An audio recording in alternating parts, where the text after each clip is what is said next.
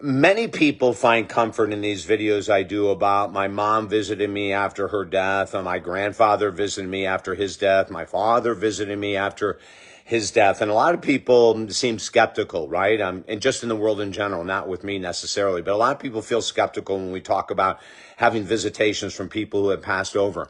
And then there are other people that find great comfort in these stories. You know, I find great comfort in stories when I'm reading or watching someone talk about their visitations from a loved one that has passed on.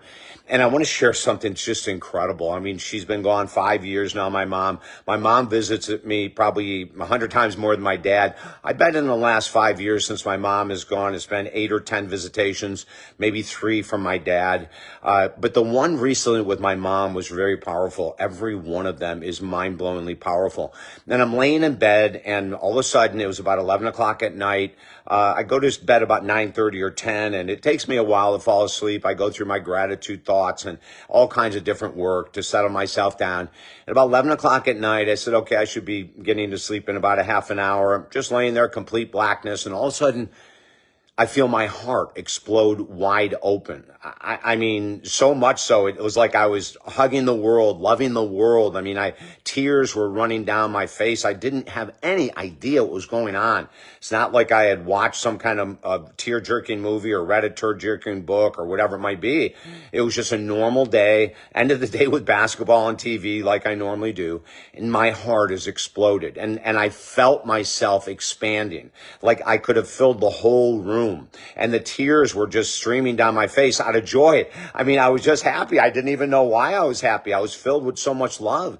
It was crazy. It was like I wanted to give it away. I had my eye blinders on and that I sleep with, and I'm just thinking, how can I give this love away, right? And oh my God, my heart is big. It's huge. It's exploding.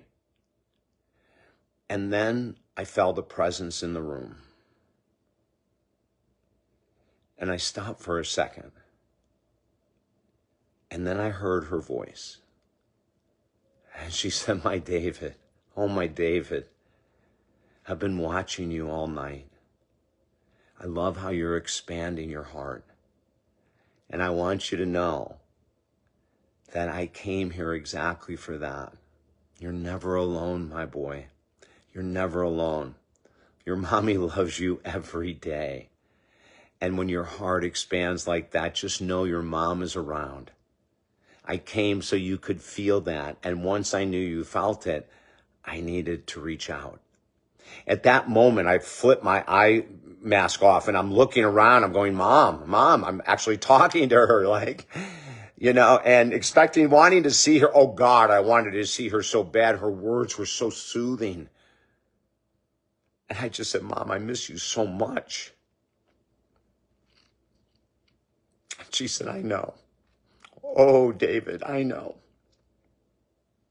Keep your heart open because I'm always here. I must go now. I'll be back.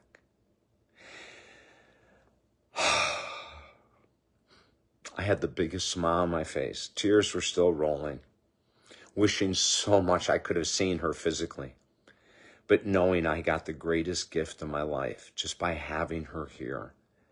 Having her acknowledging my open heart, having her acknowledge that she's always with me. You know, the program that I created on grieving 30 years ago, I completely rewrote when my mom died, and then rewrote it again when my dad died a year later. My mom, I think 5 years, my dad maybe 4 years gone. I never really keep track, quite honestly. But I rewrote the whole program, and now we teach people who have an interest in reaching out to the other side or opening the door. We call it the Gateway program, you know, opening that gate to see if people on the other side will communicate. So many times they do. So many times they do via signs, not just verbally. Like I couldn't see my mom, but God, I could hear her voice so clearly. And she touched me so deeply. And sometimes that happens. I have other clients I've taught this to that, you know, their husband had passed away and he never liked change and he'd always give her all the change. change, and she'll walk into a room coming back from a trip that she hasn't been in, and it's been cleaned by a cleaner the morning that she came in, and all of a sudden there's a quarter on the floor, there's a dime in the sink, there's a penny on the counter, and it happens so much that she knows her husband is leaving her the signs, right? I have other people that say that they constantly are finding a flower by their front door. And of course, she said, I have neighbors and I'm always asking them to keep an eye out to see if it's some guy or someone, and no one can ever figure out who's leaving the flowers at the front door. Of course, she does. Her husband, when he was alive, would get up early in the morning and go out into their yard to meditate, and he would pick one flower a day and leave it by the bedroom door. He would shut it so she wouldn't wake up. And every day she opened the door, there's a flower there. See, these are signs from the other side, and they can come in many, many different ways. Sometimes it's just an intuitive feeling to do something that you normally wouldn't do, and you go, oh my God, that's my mother, that's my father, that's my uncle, that's my brother, whatever it might be. If you need help, I'm offering everyone a free 20-minute session. If you want to use that 20-minute session on the phone to talk about this, we can. If you have other issues, challenges, problems, goals to achieve, it doesn't matter. Just go to the website, talkdavid.com or davidessel.com. Send us an email at the Contact Us button on the website, and my team will set up the free session ASAP. Also at the same website, 5 of our top-selling books, 5 of our top-selling 16 books are absolutely free. During these crazy times, at least grab the books, all 5 for free. And when you're ready, reach out. I would love to help you in any way I can. Love, David.